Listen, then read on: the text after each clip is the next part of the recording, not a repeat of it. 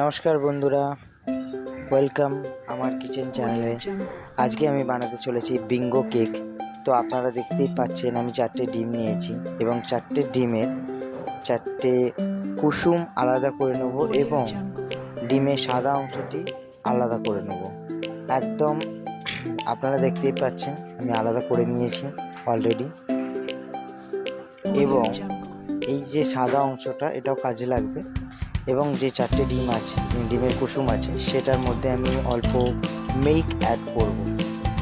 পরিমাণ মতন মিল্ক দেবো, আধা কাপ দেবো এবং এর মধ্যে অল্প পরিমাণে সল্ট দেব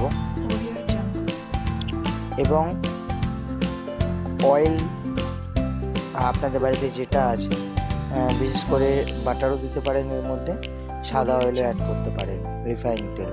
আমি রিফাইন তেলটাই প্রেফার করলাম, রিফাইন তেলটাই দিলাম আমি এর মধ্যে দিয়ে এটাকে এবার এই মিশ্রণটাকে এবার আপনার যদি গ্রাইন্ডার থাকে গ্রাইন্ডার, মিক্সার গ্রাইন্ডারের মধ্যেও করতে পারেন এবং হাতের যে গ্রাইন্ডারটা আছে এটার মধ্যেও আপনি করতে পারেন।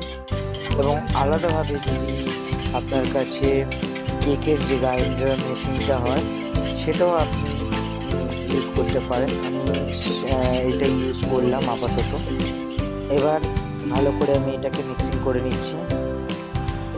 এরপরে একটা আটা চালনি নেব, আপনাদের বাড়িতে অবশ্যই থাকবে এরকম, দেখবেন বাজারেও কিনতে পাওয়া যায়, খুব কম 10 টাকা দাম নেয়। এই চালনির মধ্যে আমি ময়দাটাকে ভালো করে চেলে নেব। আমি 150 গ্রামের বেশি 180 গ্রাম ময়দা নিয়েছি এবং আরও অল্প পরিমাণে নেব। আর এটাকে আমি 200 গ্রাম করব। 200 গ্রাম ময়দা হলে আমার কেকটা মোটামুটি ভালো হবে। তো আমি আপনারা দেখতে পারলেন আমি নিয়েছি অল্প পরিমাণে, এটা 180 মিলির একটি কাপ। তাও আমি অ্যাড করলাম আরও, আপনারা ভালো করে দেখবেন, দেখুন ভিডিওটার মধ্যে আমি দেখাচ্ছি 180 মিলির কাপ এটা। এবং আরও আমি কিছুটা পরিমাণ দিয়ে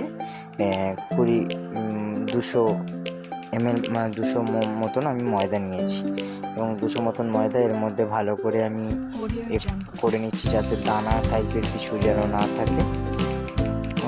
এটার মধ্যে ভালো করে মিশ্রণটা যাতে খুব ভালো হয়।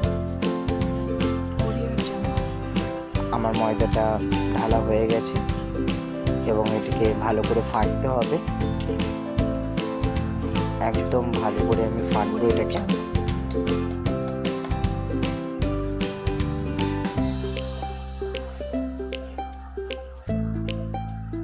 আপনাদের যদি মনে হয় যে এখানে ওয়াটার বা মিল্ক লাগবে আপনারা অ্যাড করতে পারেন, যেরকম আমি ভিডিওতে মিল্ক অ্যাড করছি। তো আপনারাও চাইলে ঘরে মনে হবে যে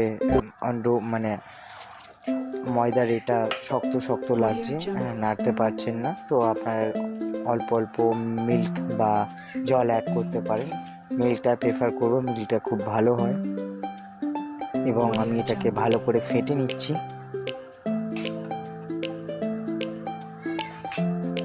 এরপরে এই মিশ্রণটাকে ভালো করে ফেটে এর জন্য আমাকে একটা কেকের বাটি রেডি করতে হবে। ঘরে আপনাদের অ্যালুমিনিয়াম পাতলা কোনো বাটি থাকলে তার মধ্যে আপনারা করতে পারেন। আমার মনে হয় এর মধ্যে আর একটু মিল্ক লাগবে। আমি যথেষ্ট পরিমাণে মিল্ক দিয়ে এটাকে পাতলা করেছি এবং এর মধ্যে একটি এসেন্স দেবো। আপনার কাছে যে কোনো এসেন্স বাজারে পাওয়া যায়, এটা ভ্যানিলা এসেন্স যেরকম আমি অ্যাড করছি। এটা ভ্যানিলা কেকের সাথে, ভ্যানিলা ফ্লেভারের সাথে আমি বিঙ্গোর একটা করছি, তো ওই কারণে এই ধরনের এসেন্স বাজারে অনেক ধরনের এসেন্স পাওয়া যায়, ম্যাঙ্গো পাওয়া যায়, চকলেট পাওয়া যায়, অনেক ধরনের এসেন্স পাওয়া যায়, স্ট্রবেরি পাওয়া যায়। তা আমি এটাই আমার খুব ভালো লাগে, আমি এটা অ্যাড করলাম। ভালো করে ফেটিয়ে নিই। আমার দেখতে পাচ্ছেন যতটা আমার মিক্স লাগছে আমি কিন্তু এটার সাথে অ্যাড করে যাচ্ছি, কারণ আমার মিশ্রণটা একদম কিন্তু সেই ধরনের হওয়া উচিত যেই বাটারটা আমার কাজে লাগবে। এবং ভালো করে ফাটানোর পরে আমি ওই যে টিনের বাটি অ্যালুমিনিয়ামের বাটি জোগাড় করেছি, সেটা মধ্যে আমি সেই পাত্রটার মধ্যে যেটার মধ্যে আমি বেক করব তার মধ্যে আমি অ্যাড করব এবং দেখতে পাচ্ছেন মোটামুটি রেডি হয়ে এসছে। এবং আমি সেই এই যে ডিমের যে কুসুমটা সাদা অংশটা কুসুমটা গ্রাইন্ডারের মাধ্যমে ভালো করে মিক্সিং করে নিয়েছি। এর মধ্যে আমি চিনি অ্যাড করছি, সুগার যেটা আমি মিক্সিতে অলরেডি পিষে রেখেছি। অ্যাড করার পরে এটাকে ভালো করে আমি গ্রাইন্ডারের মাধ্যমে গ্রাইন্ড করব এবং এটার মধ্যে একটা ফ্লাফি ভাব আনবো, কারণ ফ্লাফি ভাব না এলে কিন্তু আপনার কেকটি নরম হবে না, সফট হবে না। সফট করার জন্য আপনাকে এটাকে ফ্লাফি করতে হবে একদম। আপনি দেখতেই পাবেন ভিডিওর মাধ্যমে যে আমি এটাকে কীরকমভাবে ফ্লাফি তৈরি করবো। আর এটা একমাত্র গ্রাইন্ডার ছাড়া হয় না, আর হাতেও হয়, খুব অনেক সময় লাগে, অবশ্যই হয় না কেন।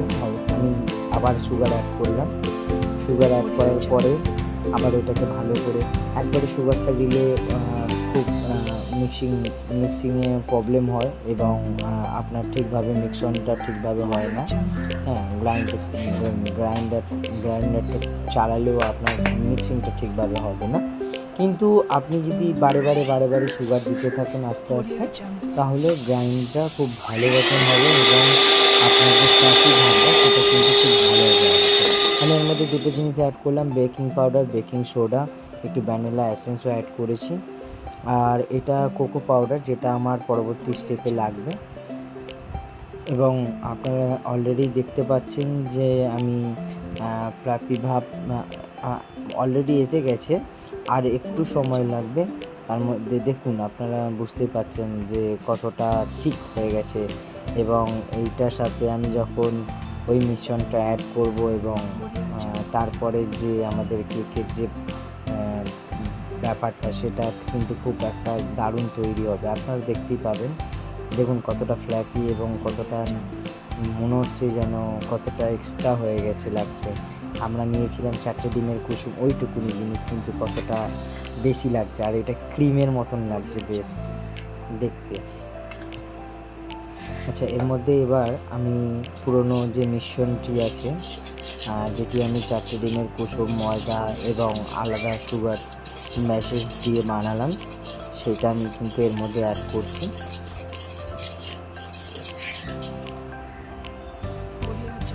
এটা অল্প অল্প অ্যাড করব এবং এটাকে মিশ্রণ করতে থাকবো। অল্প অল্প অ্যাড করব এবং অল্প অল্প মিশ্রণ করতে থাকবো। কেক বানাতে গেলে একটু সময় নিয়ে ভিডিওটা দেখতে হবে, পুরো ভিডিওটা না দেখলে আপনারা কিছুই বুঝতে পারবেন না। হ্যাঁ, দেখুন আমি খুব ধৈর্য ধরে কাজটা করেছি এবং নিজের ঘরের মতন কিন্তু কোনো জিনিসই হয় না। আমরা হয়তো বাইরে কিনে খেতে পারি পেস্ট্রি কেক, হ্যাঁ, দাম দিয়ে, কিন্তু দামটা বড় কথা নয়, কিন্তু বাইরে আর ঘরের মধ্যে তো আমি একটা অ্যালুমিনিয়ামের পাত্র যেটা বলেছিলাম আমি, হ্যাঁ সেটি, এবং আমি 10 মিনিট টাইম নিয়েছি অলরেডি। আর একটি কাঠি নিয়ে আপনাকে দেখিয়ে দিই যে এর মধ্যে অনেক মেরে নিলাম 4 সাইডে, যাতে যে এগুলো থাকে দানাগুলো যেগুলো হাওয়া ঢুকে আছে সেগুলো যেন বেরিয়ে যায়। আমি 10 মিনিট, আমার কাছে 11 একটি ওটিজি আছে, সেটি আমি 10 মিনিটের জন্য হিট করতে দিয়েছিলাম। এবং কেকটিকে আমি মোটামুটি টাইমিং যেটা দেওয়া আছে আমার 180 ডিগ্রি সেলসিয়াস, টাইমিং হচ্ছে 30 থেকে 35 মিনিট। এবং আমি নিচের রডটি দিয়েছি, ওপরের রডটি দেওয়া হয়নি, তার কারণ ওপরের রডটি দিলে কিন্তু জ্বলে যেতে পারে কেকটা, হ্যাঁ কেকটার রং আলাদা হয়ে যেতে পারে, তাই জন্য আমি নিচের ওয়ার্মিং রডটা দিয়েছি। এবার আপনারা দেখতে পাচ্ছেন অলরেডি আমার কেক রেডি। আপনারা যদি এরকম নিত্য নতুন ভিডিও দেখতে চান, আমার ফুড চ্যানেলকে ফলো করুন এবং লাইক করুন, শেয়ার করে দিন বন্ধুদের সাথে এরকম নিত্য নতুন ভিডিও দেখতে। এবং আমি নতুন নতুন রান্নার রেসিপি আপনাদের জন্য সব সময় আনবো। আপনারা দেখতেই পাচ্ছেন আমার কেকটা অলরেডি রেডি হয়ে গেছে। আমি একটু একটা পিক নিয়েছিলাম, পিকটা দিয়ে চেক করেছিলাম যে কেকটা অলরেডি রেডি হয়েছে কি না, এবং আমার অলরেডি কেক রেডি। এবার আমি কেকটা নামিয়ে নেব। হয়ে গেছে নরম, এবং পাত্রটা একটু গরম আছে, সেই জন্য আমি এতে হাত দিতে পারছি না, কিন্তু আমার কেক নরম এবং অলরেডি আপনি নেক্সট ভিডিওটা দেখলে আপনি পুরো